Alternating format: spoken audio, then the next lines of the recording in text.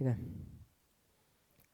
चलिए दोस्त, अब आज आपका लेक्चर है लेक्चर नंबर 4। इससे पहले मैंने तुम्हें क्या किया, रिएक्शन वाला टॉपिक आपका ऑलमोस्ट क्या हुआ, कवर अप हुआ। अब और टॉपिक पढ़ो अच्छे अच्छे जिनकी ज़रूरत है आपको, इनके भी बड़े क्वेश्चन पूछे जाते हैं। आज का हमारा टॉपिक है ऑक्सो एसिड। क्या टॉपिक है हमारा, ऑक्सो एसिड। अब हम इस ऑक्सो एसिड में क्या क्या पढ़ेंगे। सबसे पहले नंबर पे हम लोग पढ़ेंगे नेमिंग ऑफ ऑक्सो एसिड, कि ऑक्सो एसिड का नामकरण कैसे करते हैं। सेकंड हम लोग टॉपिक पढ़ेंगे कि जितने भी ऑक्सो एसिड पढ़े हैं हम सबकी स्ट्रक्चर भी पढ़ेंगे। अगर आप एएमयू बीटेक का देखो दोस्त, तो केवल ऑक्सो एसिड से, बहुत गौर से सुनना, केवल ऑक्सो एसिड से एएमयू कितने सवाल पूछता है, 3-3, 4-4 सवाल पूछ लेता है। ये बहुत बड़ी बात है। 17 नंबर की ऑर्गेनिक इनऑर्गेनिक में से 4 क्वेश्चन अकेले इसी टॉपिक से, समझ लो 4 क्वेश्चन अकेले इस टॉपिक से अगर पूछने पे आ जाए, और अगर बिल्कुल भी ना पूछने पे आए 2 सवाल तो कंफर्म है, आने ही आने हैं। मेरी बात बहुत गौर से सुनना, पूछने पे आ जाए तो 4-4 पूछ लेगा, और 2 सवाल तो कंफर्म ही कंफर्म। मतलब ये जो टॉपिक आप पढ़ रहे हो इनऑर्गेनिक के 2 नंबर आपके पक्के हैं, 2 सवाल आपको मिलने ही वाले हैं इस टॉपिक से। तो अब समझ लेना टॉपिक कितना इंपॉर्टेंट है। और वो दोनों सवाल आपके केवल इसी लेक्चर के साथ में क्या हो जाएंगे, खत्म हो जाएंगे। आपको जरूरत महसूस नहीं होगी कि भैया मुझे कुछ और अलग से एक्स्ट्रा पढ़ना है। अब बात करते हैं ऑक्सो एसिड क्या है। तो एक नॉन मेटल है, उसके साथ ऑक्सीजन है, और उसके साथ हाइड्रोजन है। ऐसा कुछ कॉम्बिनेशन बनता है ऑक्सो एसिड का, जहां पर ए क्या है, ए है मेरा नॉन मेटल। अब हमें ऑक्सो एसिड बनाने हैं, किन किन नॉन मेटल के ऑक्सो एसिड पर हमको ज़्यादा फोकस करना है, जो हमको मेनली पढ़ने हैं। तो गौर से सुनना, जो हमारा ए होगा वो ए हमारा फॉस्फोरस होगा और सल्फर होगा। मेन तो यही दोनों हैं, फॉस्फोरस और सल्फर। पर इनके अलावा हम कुछ और डिस्कस करेंगे, जैसे क्लोरीन हुआ, जैसे नाइट्रोजन हुआ, नाइट्रोजन के ऑक्सो एसिड भी देखेंगे, जैसे बोरॉन हुआ। कुछ बनते नहीं हैं इनके, बनेंगे कुछ नहीं, केवल बस देखेंगे केवल, जैसे बोरॉन हुआ। केवल इतने ही हैं जिनको हम लोग देखेंगे, और जिसमें मेन क्या है, मेन है आपका फास्फोरस और सल्फर। मेन क्या है आपका, फास्फोरस और सल्फर। वेरी वेरी इंपॉर्टेंट कि भैया ये दो जो हैं ये मेन है, ये हमको पढ़ने हैं। अब ए कोई नॉन मेटल, उसके साथ में हाइड्रोजन, उसके साथ में ऑक्सीजन, इस तरीके का जो कॉम्बिनेशन बनेगा वो ऑक्सो एसिड का कॉम्बिनेशन बनेगा। एक बार हम भूल जाते हैं ऑक्सो एसिड क्या होता है, हम सिंपल एसिड्स की बात करते हैं। अब गौर से सुनना, हमको ऑक्सो एसिड तो बहुत बाद में डराइव होते हैं, पहले हम बात करते हैं पेरेंट एसिड की। गौर से सुनना, हम किसकी बात कर रहे हैं, हम बात कर रहे हैं पेरेंट एसिड की, कि भाई पेरेंट एसिड कौन कौन से हैं। अब गौर से सुनना, जो मेन एसिड है वही हमारे पेरेंट एसिड हैं। मेन एसिड में कौन सा, जैसे H3PO4, जिसमें बीच वाला नॉन मेटल अपनी हाईएस्ट ऑक्सीडेशन स्टेट पे जो होता है, हाईएस्ट ऑक्सीडेशन स्टेट पे जो सबसे छोटे डेरिवेटिव में होता है, वही उन एसिड्स को हम लोग बोलते हैं पेरेंट ऑक्सो एसिड। जो एसिड्स हैं, छोटे छोटे एसिड्स हैं, उनमें नॉन मेटल अपनी हाईएस्ट ऑक्सीडेशन स्टेट पर है, वो उसका क्या हो गया, पेरेंट एसिड हो गया। फॉस्फोरस का पेरेंट एसिड कैसे हो गया, H3PO4। क्यों, फास्फोरस का ऑक्सीडेशन स्टेट कितना है यहाँ पर, +5 है। बोलो भाई, ऐसे अगर मैं आप लोगों से पूछूं कि सल्फर का पेरेंट ऑक्सो एसिड क्या होगा आपकी नजर में, सल्फर का पेरेंट ऑक्सो एसिड क्या होगा, एनीवन, H2SO4। अरे ये कॉमन बातें हैं। दूसरा हो गया आपका H2SO4, ये सब पेरेंट ऑक्सो एसिड है। क्यों, H2SO4 में सल्फर अपनी मैक्सिमम ऑक्सीडेशन स्टेट पर है, +6 पर। अगर मैं क्लोरीन की बात करूं तो HClO4, अरे बोलो, +7 में है। अगर मैं 14 नंबर नाइट्रोजन में बात करूं तो आप लोग बोलो, HNO3, छोटे छोटे हैं। HNO3 में नाइट्रोजन अपनी +5 में। अगर मैं बोरॉन में बात करूं तो H3BO3, अरे बोलो यही तो है। अगर मैं कार्बन में बात करूं तो H2CO3, है कि नहीं, जबकि इनकी हमें कोई ज़रूरत नहीं है। अब एक्चुअल में देखा जाए तो फास्फोरस, सल्फर, क्लोरीन और नाइट्रोजन यही मेरे क्या है, मेन। अगर मैं देखूं तो इनका पेरेंट ऑक्सो एसिड क्या, पेरेंट एसिड क्या है, H3PO4। इसी से सारे ऑक्सो एसिड ड्राइव होंगे फास्फोरस के। उसके बाद में H2SO4, इसी से सारे ऑक्सो एसिड ड्राइव होंगे सल्फर के। HClO4, क्लोरीन के तो 4 ऑक्सो एसिड होते हैं, डायरेक्ट लिखाने पड़ेंगे। नाइट्रोजन में HNO3, यही मेन है, इन्हीं से डराइव करेंगे। अब ये है मेरे पेरेंट ऑक्सो एसिड या पेरेंट एसिड में ऑक्सो ऑक्सो वर्ड ज़्यादा निकल रहा है, आप याद रखना इनको मैं केवल क्या बोलूँगा, इनको मैं बोलूँगा पेरेंट एसिड। ये मेरे क्या है, पेरेंट एसिड। अब इस पेरेंट एसिड से मेरे ऑक्सो एसिड कैसे डराइव होते हैं उस चीज़ को सीखो। मेरे पास में है अपना पेरेंट ऑक्सो एसिड, क्या है मेरे पास में भाई, पेरेंट एसिड। अभी मैं इसको जानता ही नहीं कि ये ऑक्सो एसिड है भी या नहीं, है कि नहीं, गौर से सुनना, मैं तो जानता ही नहीं कि ये पेरेंट एसिड है या नहीं है। मैंने कहा अभी ये केवल क्या है, एसिड। मुझे लग रहा है थोड़ा कलर करेक्शन कम करना चाहिए।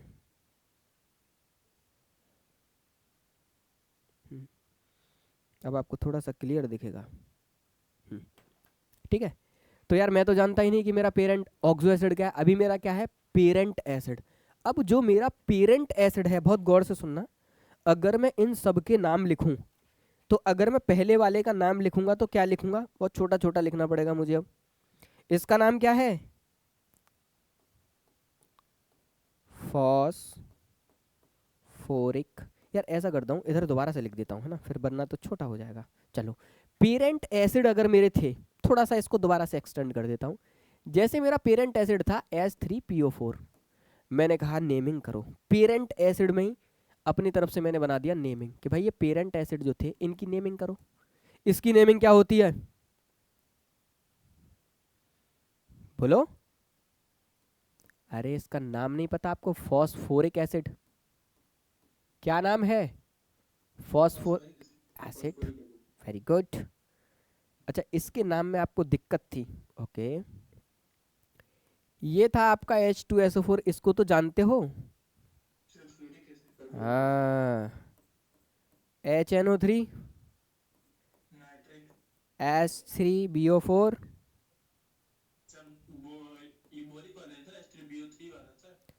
H2CO3। ठीक, चलिए महाराज, अगर मैं इन सब का नामांकन करूं, नेमिंग करूं, तो आप लोगों ने एक चीज गौर से देखी, इसका नाम क्या है, सल्फ्यूरिक। अरे बोलो, सल्फ्यूरिक एसिड। अगर मैं इसका नाम करूं तो ये नाइट्रिक एसिड है कि नहीं।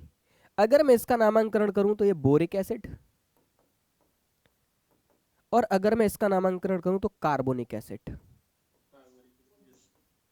अभी मैंने एक का नामांकन और नहीं लिखा, जिसको मैंने यहाँ मेंशन किया है, वो है HClO4। क्या नाम है, HClO4, जिसको हम लोग क्या कहते हैं, अब मैं नहीं बोलूंगा, इसी के टोन पे आपको नजर आ रहा होगा, क्लोरिक एसिड। अरे बोलो, आप लोगों ने परक्लोरिक, मैं बताऊंगा, मुझे पता है, मैंने केवल इसी, मैं तो केवल इस टाइटल के लिए लिखा है, अभी बताऊंगा इसके नामांकन में परक्लोरिक होता है। आप लोग गौर से देखो, जब मैं पेरेंट ऑक्सो एसिड लिख रहा था या पेरेंट एसिड लिख रहा था, तो मैंने कहा वो पेरेंट एसिड होते हैं जो अपनी मैक्सिमम ऑक्सीडेशन स्टेट में होते हैं। अगर ये सब अपनी मैक्सिमम ऑक्सीडेशन स्टेट में, आप इनके नामांकन में एक चीज़ कॉमन देखना, जो नॉन मेटल है उसके नाम के पीछे केवल इक लग रहा है, बार बार देखो गौर से। क्या ये कोड वर्ड है इसका, हाँ ये कोड वर्ड है। सारे पेरेंट एसिड क्योंकि अपनी मैक्सिमम ऑक्सीडेशन स्टेट में है, तो अगर कंपाउंड अपनी मैक्सिमम ऑक्सीडेशन स्टेट में होता है तो इनऑर्गेनिक में रूल है कि उसके नामांकन के बाद में उसके पीछे क्या लगाओगे आप लोग, एक लगाओगे। क्या लगाओगे उसके नाम के पीछे, बोलो। कि मुझे कॉल कौन कर रहा है क्लास में, क्लास, क्या नामांकन के पीछे क्या लगाओगे आप लोग, एक लगाओगे उसके पीछे, ठीक है, एक लगाओगे। एक सेकेंड, मना करता हूँ इससे, 1 मिनट देना, एक लगाओगे। ये क्या है दोस्त, ये एक रूल है कि नहीं, ये एक रूल ही तो है इनऑर्गेनिक का।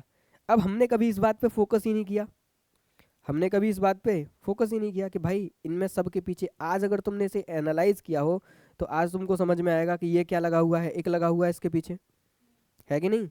अगर आज तुम लोग अगर करोगे तो आज आप लोगों को पता चलेगा कि इसके पीछे क्या लगा हुआ है, एक लगा हुआ है। मुझे क्लास के बाद मैसेज किया करो, बीच क्लास में मैसेज कौन कर रहा है। अब मैंने देखा कि सारे पेरेंट ऑक्सो एसिड ये पेरेंट एसिड है, तो इन सब में क्या लगा हुआ है, एक लगाओ। अब गौर से देखना, मैं एक एक करके ड्राइव कराता हूँ इनके ऑक्सो एसिड। अब आप लोग क्या हुआ, अब देखना गौर से। मैंने कहा कि जो भी ऑक्सो एसिड डराइव होंगे होंगे तो सब इन्हीं से जो मेरे पास हैं। तो मैंने कहा मेरे पास में है पेरेंट ऑक्सो एसिड, जो एक्चुअल में किस फॉर्म में प्रेजेंट है, जो एक्चुअल में एक फॉर्म में प्रेजेंट है। किस फॉर्म में प्रेजेंट है दोस्त, एक फॉर्म में। ठीक है, तो मेरे पास एक फॉर्म है और मुझे पता है ये जो भी एक फॉर्म है ये एक्चुअल में मेरा क्या है, पेरेंट ऑक्सो एसिड। अरे बोलो, है कि नहीं, इनसे ही क्या है निकलेंगे। मैंने कहा ठीक है भाई, अगर ये मेरा पेरेंट ऑक्सो एसिड है तो गौर से सुनना, अगर इस पेरेंट ऑक्सो एसिड में से अगर मैं एक ऑक्सीजन निकाल दूं, वेरी वेरी इंपॉर्टेंट, अगर मैं इस पेरेंट ऑक्सो एसिड या इस एक फॉर्म में से एक ऑक्सीजन निकाल दूं तो जो मेरी फॉर्म बनती है दोस्त, उस फॉर्म का नाम है अस फॉर्म। उस फॉर्म को हम क्या कहते हैं, एसिड की उस फॉर्म को ओ यू एस, अस फॉर्म। कौन सी फॉर्म बनी मेरी, अस फॉर्म बनी। ठीक है, थोड़ा सही से लिखना, बॉक्स हटाओ इसे, थोड़ा बड़ा बनाओ बॉक्स। ये मेरी कौन सी फॉर्म बनी, कोई मुझे बताएगा, ओ यू एस, अस फॉर्म बनी। चलो जी, अगर मेरा मन दोस्त हुआ कि इस ऑक्सीजन में से एक और ऑक्सीजन निकाली जाए, इस मेन एसिड में से, मेरा मूड हुआ चलो भाई एक और ऑक्सीजन निकाल देते हैं, माइनस का मतलब एक और ऑक्सीजन निकाल रहा हूं मैं इसमें से। तो जो एक और ऑक्सीजन निकालने के बाद जो अगली फॉर्म बनेगी, उस फॉर्म का नाम क्या है, उस फॉर्म का नाम है हाइपोफॉर्म ऑफ अस फॉर्म। उसका नाम क्या है दोस्त, हाइपोफॉर्म ऑफ अस फॉर्म। यहां तक की बात कितने बच्चों को समझ में आई, जल्दी से बताओ मुझे।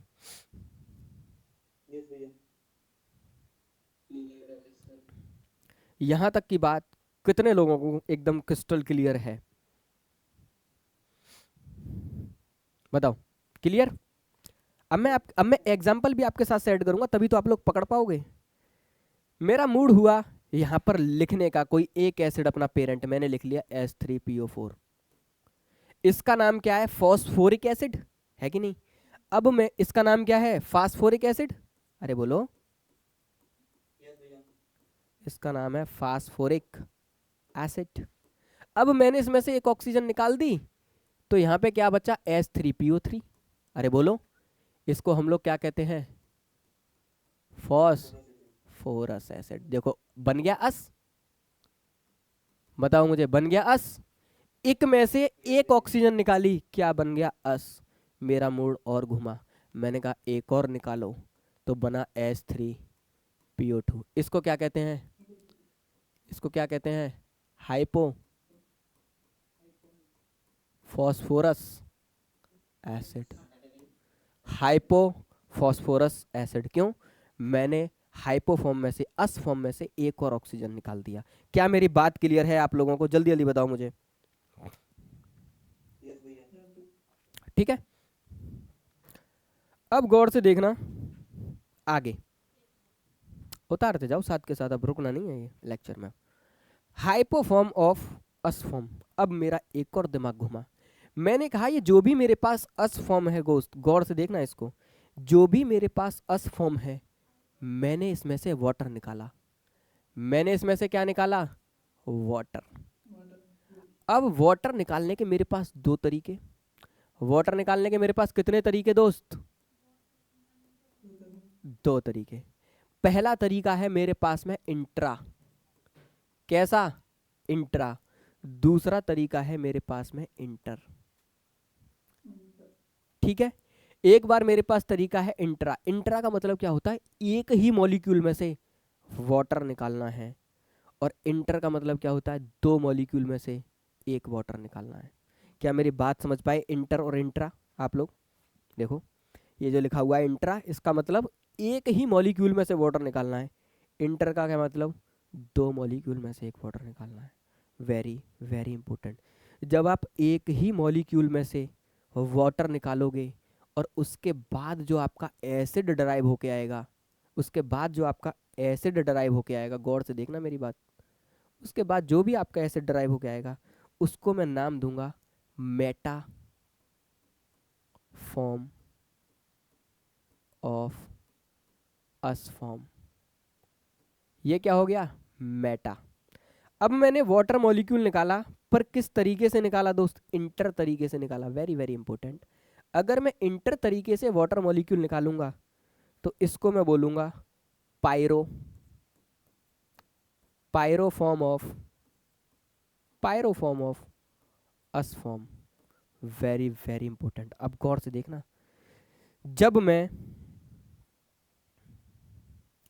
गौर से देखना, जब मैं, अच्छा वाइट से ही लिख रहा था, जब मैं H3PO3 में से एक वाटर मॉलिक्यूल निकाल रहा हूँ, वेरी वेरी इंपॉर्टेंट, जब मैं H3PO3 में से एक वाटर निकाल रहा हूँ और एक ही मॉलिक्यूल में से निकाल रहा हूँ, H3PO3 में से एक वाटर निकालो, 2 H गया, एक ऑक्सीजन गया, तो बचा क्या मेरे पास में दोस्त, मेरे पास में बचा HPO2। गौर से देखो, मेरे पास में क्या बचा, HPO2, है कि नहीं, क्योंकि एक में से गया।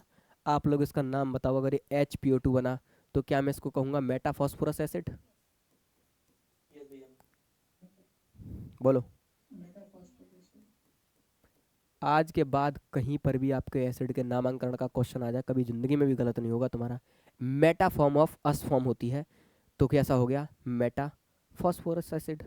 मेटा फॉस्फोरस एसिड के बाद अब इसी एसिड के डबल मॉलिक्यूल में से मुझे एक वाटर मॉलिक्यूल निकालना है। डबल में से क्या निकालना है दोस्त, एक वाटर मॉलिक्यूल। अगर मैं इसके डबल में से एक वाटर मॉलिक्यूल निकालूंगा तो पहले मैंने एनालाइज किया कि डबल में बना क्या, डबल में बना मेरे पास में H4, नहीं H6P2O6। अब इसमें से मैंने एक वाटर मॉलिक्यूल निकाल दिया, तो अब मेरे पास यहाँ पे क्या बनेगा, H4P2O5। इसका नाम क्या होगा, पायरो, एग्जैक्टली,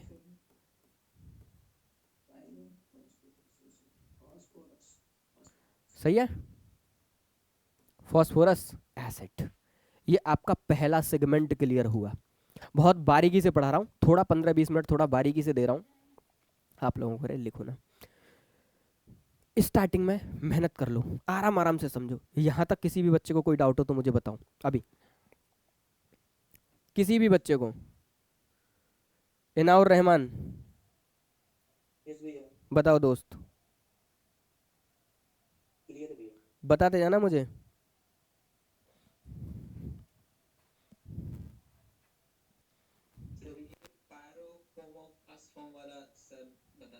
बेटा जिस भी एसिड के मेरे पास में, जैसे फॉस्फोरस एसिड है, अस फॉर्म है, इस अस फॉर्म के 2 मॉलिक्यूल में से एक वाटर निकालो तो उसे कहते हैं इंटरफॉर्म। उसको अब उसका नामांकरण क्या होता है, पायरो फॉर्म है वो उसकी अस फॉर्म, तो नाम के आगे क्या लगेगा, पायरो। और किसकी है, अस की, और कौन है, फास्फोरस, तो पायरो फॉस्फोरस एसिड। बताओ मुझे, कहीं पर भी कोई भी डाउट आ रहा हो तुम लोगों को। अरे इसमें से डबल मॉलिक्यूल में से एक वाटर नहीं निकाल सकते, 2 का मल्टीप्लाई करके H2O बाहर कर दो, इसमें कोई बड़ी बात है क्या, एक बात बताओ। इट्स अ बिग थिंग और silly thing, it's a silly thing यार, ये कोई बड़ी चीज़ थोड़ी नहीं है। अब आप अगर मेन ऑक्सो एसिड में गौर से देखना, यही सेम काम अगर दोबारा कर दो, तो अगर आप मेन पेरेंट ऑक्सो एसिड में ही से ही एक वाटर मॉलिक्यूल निकालो, फिर दोबारा वाटर मॉलिक्यूल निकालो, क्योंकि मैं जानता हूँ वाटर निकालने के 2 तरीके हैं मेरे पास में, एक इंट्रा और दूसरा इंटर। नामांकरण में भी मुझे कोई भी दिक्कत नहीं है कि जो इंटर वाली होती है, जो इंट्रा वाली होती है, वो एक्चुअल में भैया मेटा फॉर्म होती है। और किस एसिड की बना रहा हूं मैं, एक फॉर्म की बना रहा हूं, तो मेटा फॉर्म ऑफ एक फॉर्म, सीधी सीधी सी बात।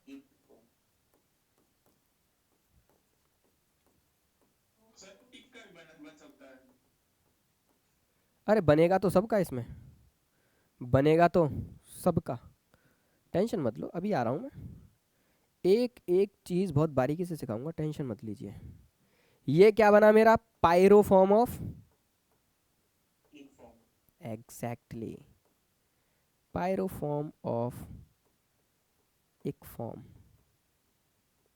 है कि नहीं, पायरो फॉर्म ऑफ एक फॉर्म। अब आप लोग गौर से देखना, पायरो फॉर्म ऑफ एक फॉर्म, चलो एग्जाम्पल लिखता हूं मैं इसके। एग्जाम्पल क्या, इसी को लिखो, ये जो हमने ऊपर लिखा है, चलो कलर चेंज करता हूं। अब ये मेरा क्या है, H3PO3। अब H3PO3 में से मैं एक वाटर मॉलिक्यूल निकाल दूंगा तो क्या बचेगा, HPO4। O2। गौर से देखना क्या बचा, H2PO3। ओके, H3HPO3 बना। इसका नामांकरण क्या होगा, मेटा फॉस्फोरिक एसिड। अब थोड़ा सा रफ्तार पकड़ लेते हैं। अगर इसके डबल मॉलिक्यूल में से वाटर जाएगा तो क्या बचेगा, H डबल गया तो 4, P2, O 8 हो गए तो एक चला गया तो कितने हो गए, 7। इसका नाम क्या है, पायरो। बताओ भाई, फास्फोरिक एक एक एक एसिड। बताइए मेरे दोस्त गौर से, यहाँ तक की पूरी कहानी आप लोगों को क्रिस्टल क्लियर है या नहीं। एक बार हट जाता हूँ, अरे हट तो रहा हूँ, देख लीजिए जल्दी से फटाफट मारो।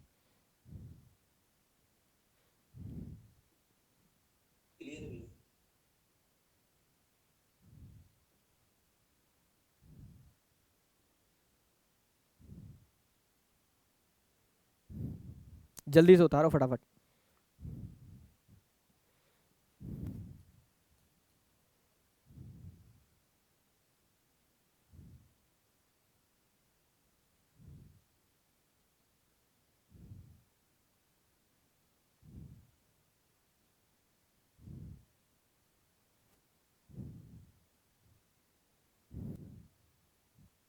आऊं? हम्म। मुझसे भी इंतजार नहीं हो रहा, मैं भी चाह रहा हूँ जल्दी से खत्म हो ये टॉपिक, क्योंकि बहुत बढ़िया टॉपिक है। अब गौर से देखना। हम्म। किस पे, कौन सा?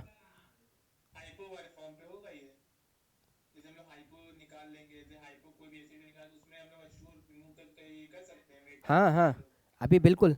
अब इस पायरो वाले में से मेरा मूड बना, बिल्कुल जो तुम कह रहे हो वही करूंगा मैं दोस्त।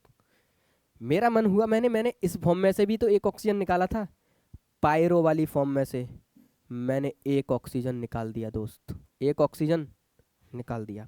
क्योंकि एक ऑक्सीजन निकलता है तो उस फॉर्म को हम लोग फिर दोबारा से निकलता है तो क्या नाम देते हैं, हाइपो। अरे बोलो भाई, क्या नाम देते हैं, हाइपो।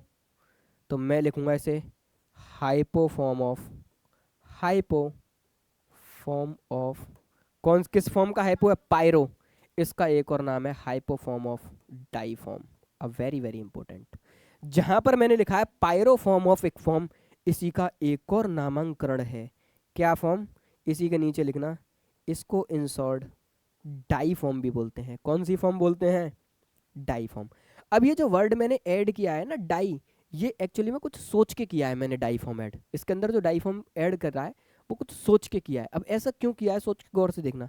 जब मैंने इसके अंदर से एक ऑक्सीजन निकाली तो मैंने इसको क्या कहा, मैंने कहा ये है मेरी हाइपोफॉर्म ऑफ, हाइपोफॉर्म ऑफ डाईफॉर्म। मैं यहाँ पे ये भी बोल सकता था हाइपोफॉर्म ऑफ पायरोफॉर्म, लेकिन वहीं पे एक काम और करना होता है। अगर मैंने इसी मेन एसिड में अगर मैंने एक ऑक्सीजन ऐड भी कर दी तो क्या होगा दोस्त, अगर मैंने मेक ऑक्सीजन ऐड कर दी तो इसको कहते हैं परऑक्सी। क्या बोलते हैं, परऑक्सी।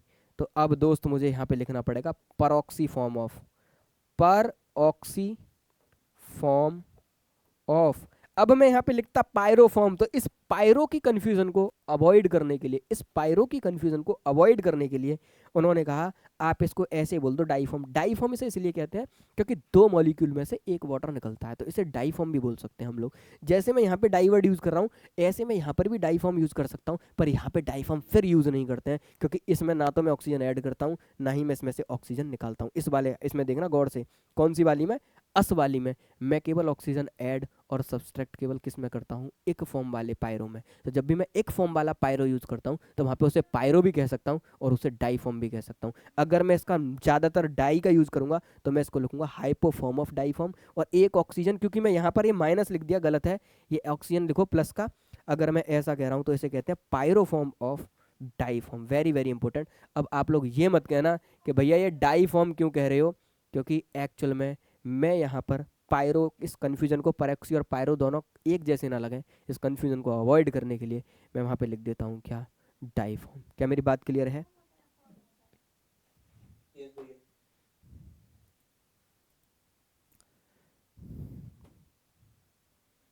जल्दी बताओ। क्या मेरी ये बात क्लियर है? मुझे याद है कि जब भी मेरा पेरेंट ऑक्सो एसिड में से अगर मैं डायरेक्ट एक इंट्रा तरीके से निकालता हूँ तो मैं उसको पायरो कम पढ़ता हूँ, डाई ज़्यादा पढ़ता हूँ, ठीक है, die form of.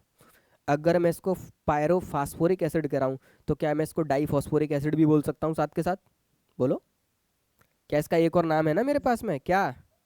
Die phosphoric acid, ठीक है, डाई फॉस्फोरिक एसिड। मैंने रिकॉर्डिंग तो ऑन कर दी है ना आज की क्लास की बेटा? ओहो, it's a too danger for us. हाँ रिकॉर्डिंग ऑन है, ओहो, मुझे लगा दोस्त आज रिकॉर्डिंग ऑन नहीं है क्या। गड़बड़ हो जाती पूरा।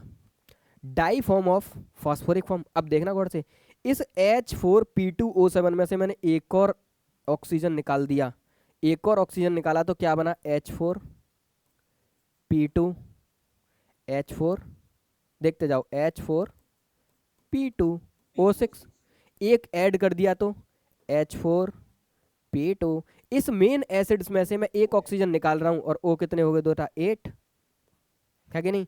क्योंकि जिसमें से मैंने एक ऑक्सीजन निकाला वो मेरी कौन सी फॉर्म बनी? हाइपो फॉर्म बनी।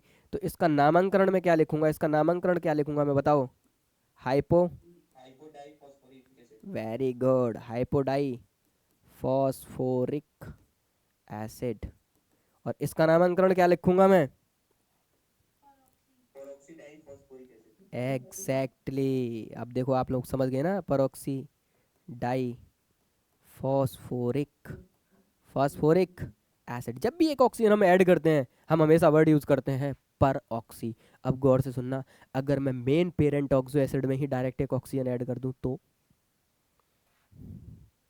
अगर मैं मेन पेरेंट ऑक्सो एसिड में अगर एक ऑक्सीजन डायरेक्ट ऐड कर दूं, प्लस का ऐड कर दूं, तो इसे कहते हैं परऑक्सी फॉर्म ऑफ एक फॉर्म। बोलो हाँ या ना?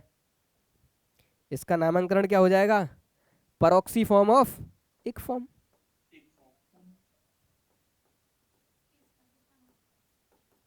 एक फॉर्म, भाई एक फॉर्म का ही मैंने क्या बना दिया? परऑक्सी। अब अगर मैं यहाँ पे एग्जाम्पल लिखने बैठता तो ये मेरा बनता H3PO4 था तो H3PO5 हो गया। बोलो है कि नहीं? एक ऑक्सीजन ऐड करने पे, हाँ, यहाँ से डायरेक्ट क्या होगा? परऑक्सी, एग्जैक्टली। क्या आज के बाद आपसे किसी भी ऑक्सो एसिड का नामांकरण करा दे दोस्त तो क्या आपको दिक्कत होगी? मैंने एग्जाम्पल साथ के साथ सेट किया, वरना मुझे कैसे याद है, गौर से सुनना, मुझे ऐसे याद है। एक बार मैं थोड़ा साइड में हो जाता हूँ ताकि आप लोग लिखते भी रहो और मेरी बातें भी सुनते रहो। मेरी बात बहुत गौर से सुनना दोस्त। कैसे तो मैं दिख ही नहीं रहा, इधर आ जाता हूँ। मेरी बात बहुत गौर से सुनना। अगर मेरे पास में पेरेंट ऑक्सो एसिड है, पहले मेरी ही सुन लो दोस्त गौर से। अगर मेरे पास पेरेंट ऑक्सो एसिड है तो वो एक फॉर्म में है। अब एक फॉर्म में से मेरा हमेशा क्या काम है? एक ऑक्सीजन निकालना। एक ऑक्सीजन निकाला, अस फॉर्म बन गया। अस में से एक और ऑक्सीजन फॉर्म निकाला, हाइपो फॉर्म बन गया। अब मैं बैक आया अपनी अस फॉर्म पे, मैंने अस फॉर्म में से वाटर निकाला एक बार इंट्रा तरीके से तो मेटा फॉर्म बनी, एक बार निकाला इंटर तरीके से तो पायरोक्सी, पायरो फॉर्म बनी, सॉरी। अब मैं पेरेंट ऑक्सो एसिड में मेन में आया, मैंने उसमें से एक वाटर निकाला, इंट्रा तरीके से निकाला, अगेन मेटा फॉर्म ऑफ एक फॉर्म। अगर मैंने इंटर तरीके से निकाला तो पायरो फॉर्म ऑफ एक फॉर्म, या उसी को मैं कहता हूँ डाई फॉर्म ऑफ एक फॉर्म। अब इसी डाई फॉर्म ऑफ एक फॉर्म में से मैंने एक और ऑक्सीजन निकाला तो क्या मैंने नाम दिया? अगेन वही जो वहाँ पे देता था, हाइपो फॉर्म ऑफ डाईफॉस्फोरिक वाला, ठीक है या नहीं? अब इसमें मैंने एक और ऑक्सीजन ऐड कर दिया तो मैंने इसको क्या नाम दिया?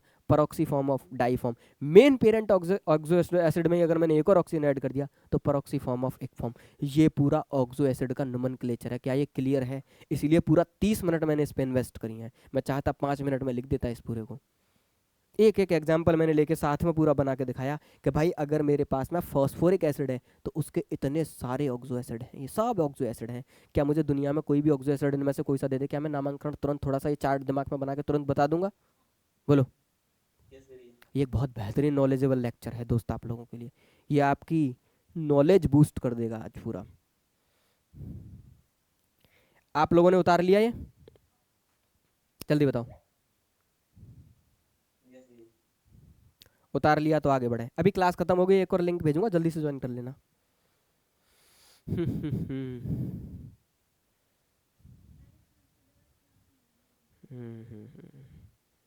अरे मैं रोज भूल जाता हूँ, इसका सब्सक्रिप्शन लेना है।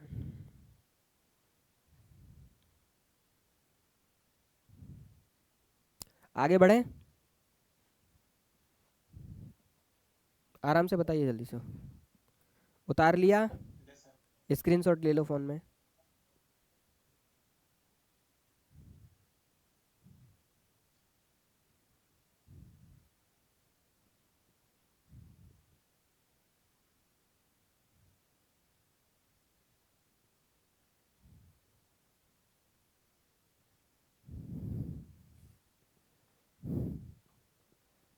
क्या मेरी बात क्लियर है? आगे बढ़ें?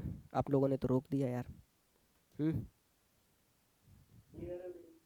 आगे बढ़ूं? इसके हाँ, आगे बढ़ते हैं दोस्त। मतलब मैं तो आगे वाली स्लाइड पे बढ़ूंगा, बढ़ने का मतलब ये नहीं रूम से बाहर चला जाऊं। आगे वाली स्लाइड पे बढ़ता हूँ दोस्त।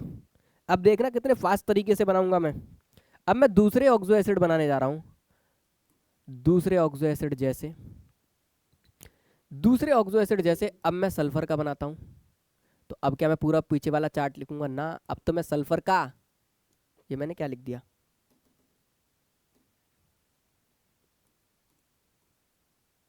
यही है ना सल्फर? सल्फर।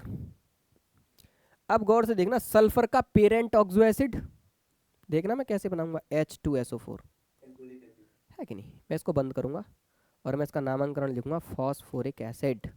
आहा, क्या ही मेरा दिमाग चल रहा है आज। सल्फ्यूरिक एसिड को फास्फोरिक एसिड लिख रहा हूँ। सल्फ्यूरिक एसिड, है कि नहीं? अब मैंने सल्फ्यूरिक एसिड में से एक ऑक्सीजन निकाल दिया, तो क्या बना? H2SO3। इसका नामांकरण क्या होगा? सल बोलते जाना, मैं नहीं बोलूंगा, अब तुम लोग बोलोगे। इसमें से मैंने एक और ऑक्सीजन निकाल दिया। क्या ये हाइपोसल्फ्यूरस एसिड एग्जिस्ट करता है क्या?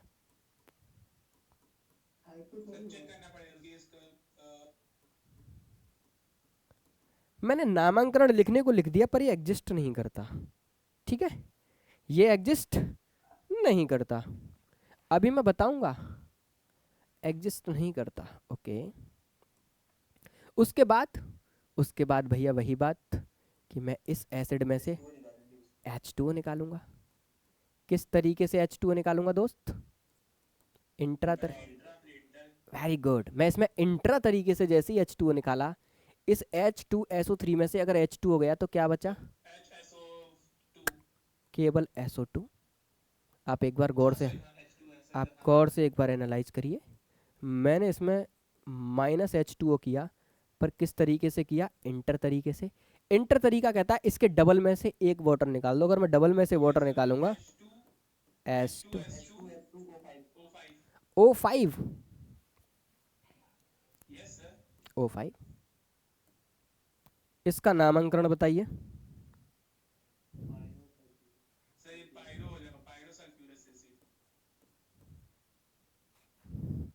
एग्जैक्टली पायरोसल्फ्यूरस एसिड होगा, कोई इशू वाली बात नहीं है। एक सेकंड दीजिएगा बस मुझको, दोबारा से आप लोगों को ऐड कर दूं।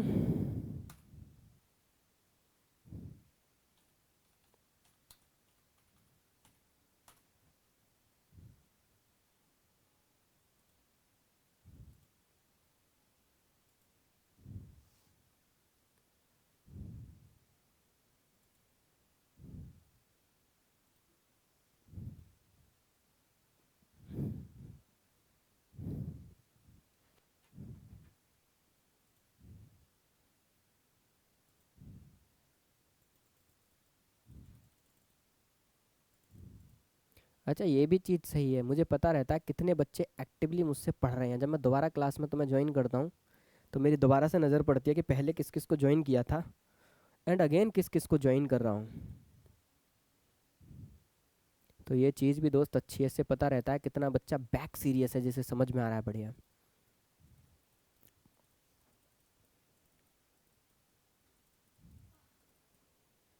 ठीक,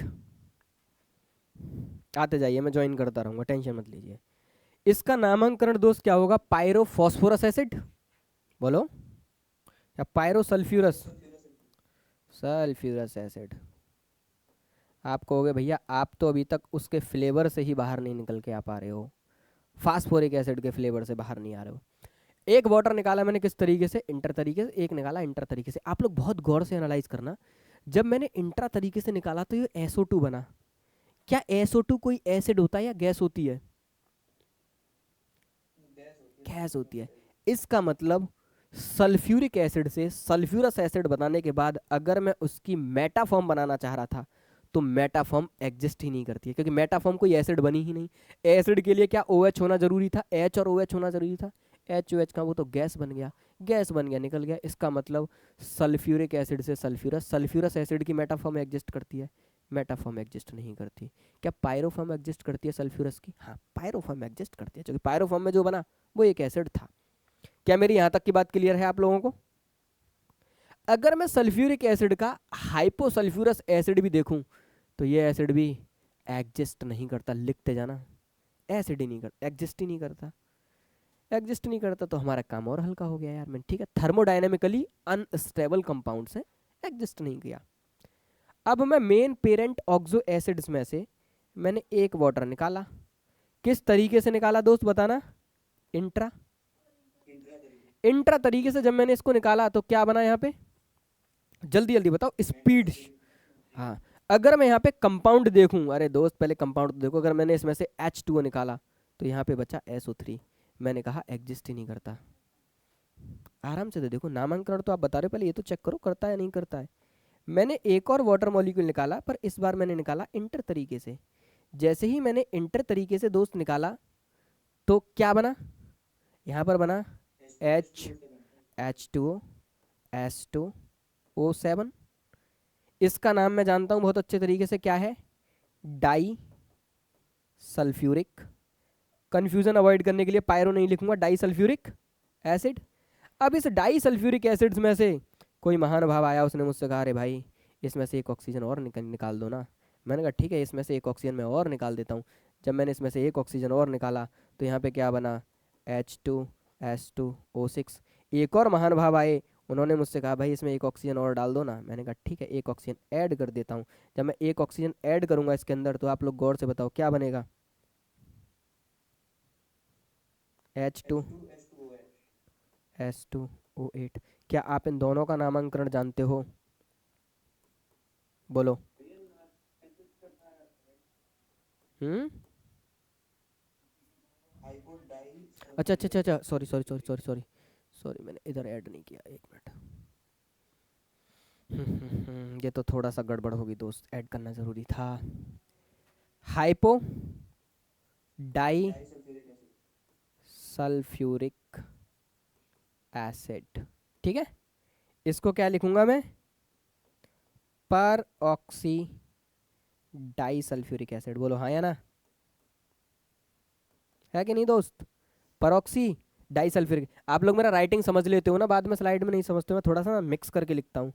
ये थोड़ा सा डेंजर है, तो लोग ज़्यादातर पैनल पर वर्डों को सेपरेट लिखते हैं, ऐसे लिखते हैं, तो बच्चा जल्दी समझ लेता है, एक एक अक्षर अलग अलग। मुझको क्या है, कंबाइन लिखने की आदत है दोस्त, इस वजह से कभी कभी बच्चा नहीं समझ पाता है।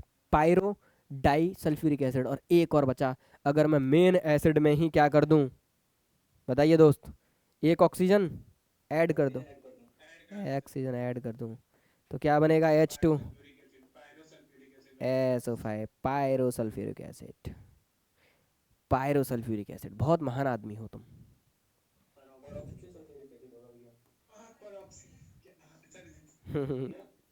बोलो।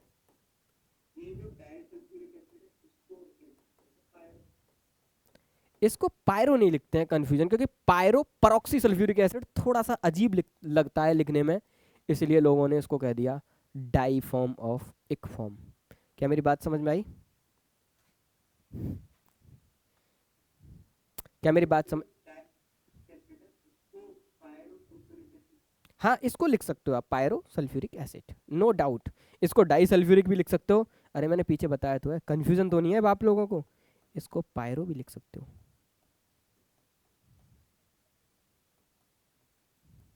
इसको दोनों लिख सकते हो। पर जब आप उधर देखोगे जनरली तो उधर आपको डाई लिखा हुआ मिलेगा, ठीक है।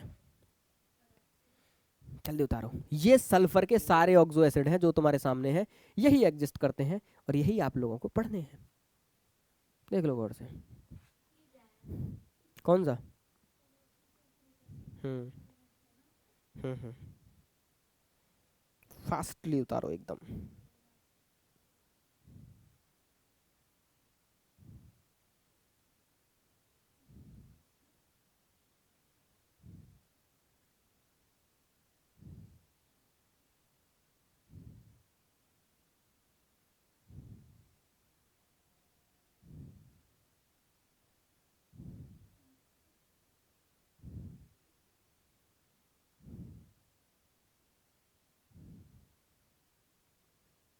जल्दी जल्दी उतारो दोस्त, टाइम नहीं है।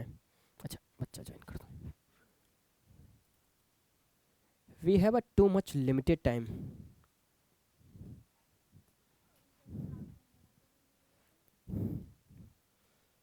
अभी तो मैं पढ़ाऊंगा, अभी मेरा मूड है पढ़ाने का।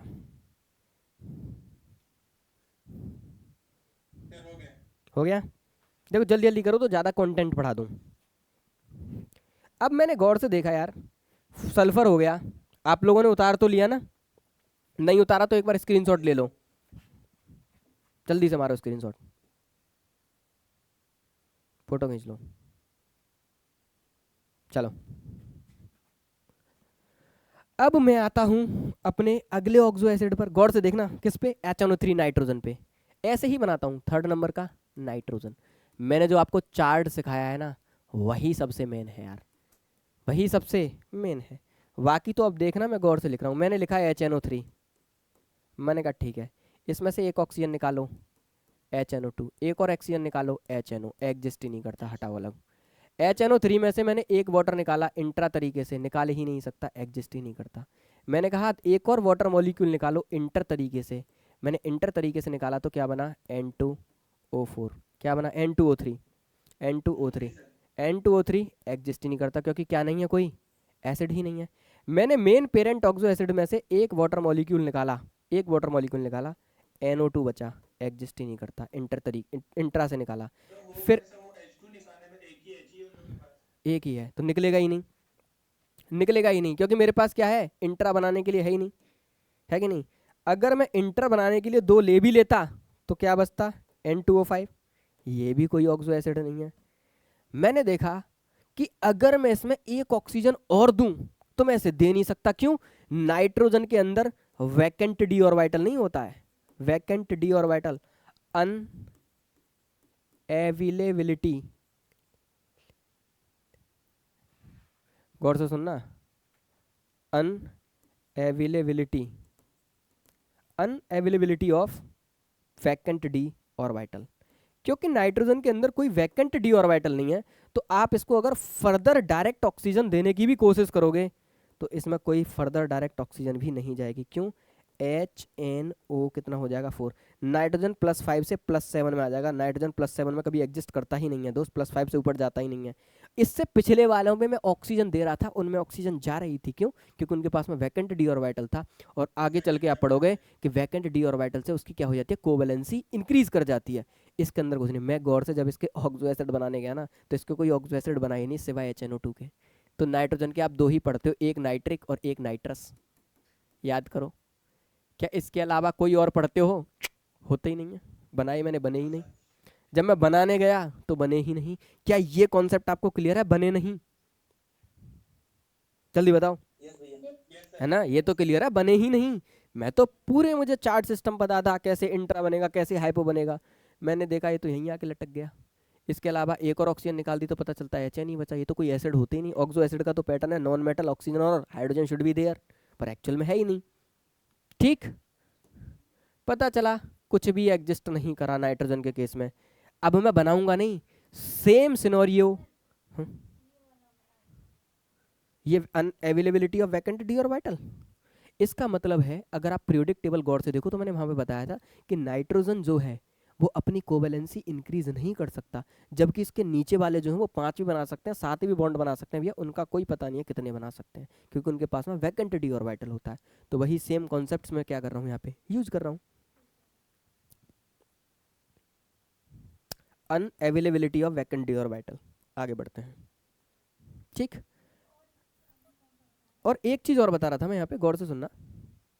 अगर आप इसी तरीके से बोरॉन के ऑक्सो एसिड बनाने जाओ, नहीं बनते, कुछ नहीं बनता इसका, बस बोरॉन का एक ही है क्या, H3BO3। गौर से देखना, कार्बोनिक एसिड भी एक ही है, H3H2CO3, बस यही है, इनके कुछ नहीं है। तो मैंने क्या कहा था आपसे स्टार्टिंग में ही कि भैया ऑक्सो एसिड तो केवल फॉस्फोरस ही ऐसा है जिसके सारे बन जाते हैं। सल्फर में भी आते आते आप लोग देखो, मेटाफॉर्म ऑफ असफॉर्म उसमें भी नहीं बनी थी, है कि नहीं? याद करो, नीचे नहीं बन रहे थे ना? अरे बोलो, है कि नहीं? नहीं बन रहे थे, नहीं बन रहे थे। इसका मतलब यही मेन मेन बन रहे थे। और क्लोरीन भी मैंने लिखा था वहां पे। तो अगर मैं क्लोरीन लिखूं ना दोस्त, क्लोरीन, तो क्लोरीन के चार हैं, और वो ऐसे डायरेक्ट याद रखने, क्लोरीन के ऑक्सो एसिड कभी भी चार्ट से नहीं बनाने हैं मुझे। क्लोरीन के ऑक्सो एसिड कभी भी चार्ट से नहीं बनाने हैं। क्लोरीन के ऑक्सो एसिड तो सीधे सीधे हैं HClO4, HClO3, HClO2 और HClO, है कि नहीं? है कि नहीं? नामांकरण में आपको करना सिखाता हूं। इसको कहते हैं हाइपो क्लोरस क्लोरस एसिड, इसको कहते हैं सिंपल क्लोरस एसिड। क्या कहते हैं इसको? क्लोरस। गौर से देखना, इसको कहते हैं क्लोरिक एसिड। क्या कहते हैं? Chloric acid. और बेटा इसको कहते हैं पर क्लोरिक एसिड, है कि नहीं? यही मैं भी कह रहा था। अब गौर से देखना, ये चार एसिड होते हैं और इन चारों के नाम ऐसे, और ये आपको ऐसे ही याद रखने हैं। इसके पीछे क्या रॉकेट साइंस लग रही है? There is no need to find out what is a chemistry happening behind it. आपको क्या, HClO4 होगा इसमें पेरेंट ऑक्साइड। और इसकी एसिड मैं बताता रहा हूँ, इसका कभी भी चार्ट सिस्टम से नहीं पढ़ते हैं, इसकी नेमिंग ऐसे ही पढ़ते हैं जो आपके सामने लिखी हुई है। मैंने याद करने का तरीका लगा रखा था। मैंने बीच के जो दोनों हैं, एक है क्लोरस, एक है क्लोरिक, नीचे वाले में हाइपो लगा दो, ऊपर वाले में पर लगा दो, जब मैं अपने टाइम पे एग्जाम में था भाई। सवाल आएगा, सीधा सीधा आएगा, क्या मुझे इसकी हीटिंग करनी आती है? बिल्कुल। जो +7 में +7 का क्या बना दो, ऑक्साइड्स बना दो, है कि नहीं? है कि नहीं? हम्म, ठीक है। पर क्लोरिक एसिड है, एग्जैक्टली। इसमें इसकी नेमिंग कैसे करते हैं? हर में से एक एक ऑक्सीजन निकालते जाओ, कुछ मत करो बस। HClO4 में से आप लोग केवल क्या करो, एक और ऑक्सीजन निकालो, एक और ऑक्सीजन निकालो, एक और ऑक्सीजन निकालो, और एक और ऑक्सीजन निकालो। क्या मेरी बात समझ पा रहे हो? उसके अलावा कुछ मत करो, उसके अलावा कुछ मत करो। क्योंकि अगर आप इसके क्लोरस में से अगर इंट्रा बनाओगे, नहीं बनेगा, इंटर बनाओगे, नहीं बनेगा। गौर से देख लो क्या बन रहा है, बताओ क्या बन रहा है? नहीं बन रहा। ठीक। अब किसी बच्चे ने मुझसे कहा कि भैया इसका मेन तो पेरेंट तो यही है। अगर कायदे में सोचा जाए, अगर हम लोग पढ़ रहे हैं, तो थोड़ा सा अगर हम लोग ही अपने कॉन्सेप्टों को एनालाइज करें, तो हम लोग देखेंगे कि यार एक्चुअल में तो पेरेंट तो मुझे यही लग रहा है। क्योंकि मैंने क्या किया, पेरेंट ऑक्सो एसिड में से एक ऑक्सीजन जब निकाला, तो देखो इसका नाम क्या था, क्लोरिक एसिड। गौर से देखना, है कि नहीं? ये क्या था, क्लोरिक एसिड। इसमें से एक ऑक्सीजन गया तो क्या क्लोरस बन गया? अरे बोलो। जब मैंने इसे HClO2 लिखा, तो इसका नाम मैंने क्या लिखा, क्लोरस एसिड लिखा या नहीं लिखा? आप लोग बस ऐसे ही जस्ट एनालाइज करा रहा हूं मैं, ठीक है, क्लोरस। अब मैं इसमें से एक और निकाल दूं, तो जब अस फॉर्म में से एक और निकालते थे, तो क्या होता था दोस्त, HClO। क्या, क्या यही नाम लिखा था? देखो, हाइपोक्लोरस। और अगर मैं इसी पेरेंट ऑक्सो एसिड में अगर मैं एक और ऑक्सीजन ऐड कर दूं, तो वहां पे मैं क्या लिखता था, परऑक्सी। पर मैं यहाँ पे पर मैं यहाँ पे क्या लिख रहा हूँ, पर क्लोरिक एसिड, पर क्लोरिक एसिड। रीज़न ये है, जब आप HClO3 से HClO4 बनाते हो, तो उसके अंदर कोई परऑक्सी लिंकेज बनता ही नहीं है दोस्त। परऑक्सी क्यों लिख रहे हैं, अभी मैं स्ट्रक्चर में समझाऊंगा। जब हम इसकी स्ट्रक्चर बनाने गए, तो पता चला ओ ओ लिंकेज नहीं बनना था। यहाँ तो आराम से एक और ऑक्सीजन दे दो, कोई फायदा नहीं। तो अगर आप नेमिंग को इस तरीके से एनालाइज करना चाहो, तो इस तरीके से एनालाइज। अगर आप इसमें से इंट्रा या इंटर बनाओगे, क्या बन पाएगा? नहीं बन पाएगा। हर बार हाइड्रोजन क्या होगा, निकल जाएगा। इसका इंट्रा तो बन ही नहीं रहा, इंटर बनाने के लिए 2 मॉलिक्यूल H2 आ भी रहे हैं, तो फिर मेरा क्लोरीन का ऑक्साइड बना, खत्म। अगर मैं इस वाले का डायरेक्ट वाला का अगर वाटर निकालूं तो नहीं बन रहा, 2 मॉलिक्यूल लेके वाटर निकालूं तो फिर क्लोरीन का ऑक्साइड बन जा रहा है। इसका मतलब क्या सारे के सारे एब्सेंट हो गए मेरे? क्या यही 3 बन पा रहे थे बस खाली? जो 3 बन पा रहे थे वही 3 मैंने लिखे हैं। बोलो।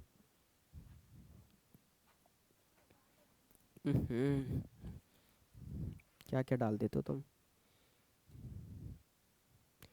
क्या जिसका जैसा बन पा रहा था वैसा मैंने बनाया? क्या आप लोग समझ पाए? ये बताओ मुझे, जल्दी से बताइए। बोलो दोस्त, क्या आप सारी बातों को सही से पकड़ पाए? Whatever I want to teach you, are you getting my things properly और नॉट? ये है आपका क्लोरिक एसिड, पूरा का पूरा क्लोरीन। इससे पहले मैंने जो भी लिखा है वो, अब जितने भी मैंने आपको पहले लिखा है, आपको इन सब की स्ट्रक्चर बनानी है और आपको सीखना है। अगर मैं स्ट्रक्चर बना नहीं पाऊंगा तो लेक्चर बहुत लंबा हो जाएगा। अगर आपके फिजिक्स वाले सर यहीं खड़े हैं कि भैया मुझे क्लास लेनी है, तो मैं थोड़ी सी 2-4 बातें और यहाँ पे बताना चाहूँगा, उसी के साथ में लेक्चर एंड करते हैं हम लोग।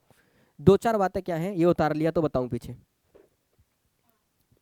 पीछे चले? हाँ, थोड़ा सा और बातें करते हैं इनके बारे में, आओ। जब मैं फॉस्फोरस एसिड से इंट्रा तरीके से वाटर निकाला तो मेरा HPO2 बना। HPO2 का नाम क्या था? Meta phosphorous acid. जब मैं इस मेटा फॉस्फोरस एसिड को एनालाइज करने गया, देखने गया कि भाई लेबोरेटरी में ये बना, तो मैंने देखा ये बनने के साथ में ही इसने ट्राइमर बना लिया। ये क्या बना लेता है? ट्राइमर। क्या बनाता है दोस्त? ट्राइमर। और ये HPO2 जो है वो एक्चुअल में 3 मॉलिक्यूल एक साथ में क्या करते हैं? कंबाइन करते हैं। क्या बना लेता है? ट्राइमर। तो इसका पूरा नाम एक्चुअल में क्या रहता है? बोलो गौर से। जब इसने ट्राइमर बनाया, गौर से सुनना, HPO2 बना। अब किसी ने कहा भैया ये तो H3PO2 के बाद में अगर मैं एक और ऑक्सीजन निकालता तो वही एग्जिस्ट नहीं कर रहा, तो क्या ये एग्जिस्ट करेगा? मैंने कहा मैं इसे लेबोरेटरी में टेस्ट करने गया, मुझे पता चला ये तो यार ट्राइमर बना लेता है। और इसकी जो ट्राइमर की जो स्ट्रक्चर होती है वो साइक्लिक होती है। कैसी होती है? साइक्लिक। बहुत गौर से सुनना। HPO2 जो मेटा फॉस्फोरस एसिड था वो नेचर में ट्राइमर फॉर्म में एग्जिस्ट करता था, और इसके जो ट्राइमर के मॉलिक्यूल थे अगर मैं उसका अरेंजमेंट देखूं तो वो साइक्लिक अरेंजमेंट था। इसलिए इसका जो पूरा नाम है वो पता है क्या है? साइक्लो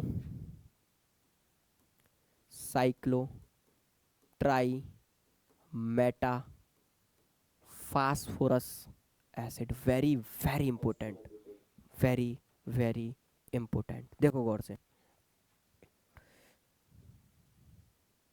गौर से देखना दोस्त, तब मुझको बताना कि हाँ हम लोग पकड़ पा रहे हैं या नहीं।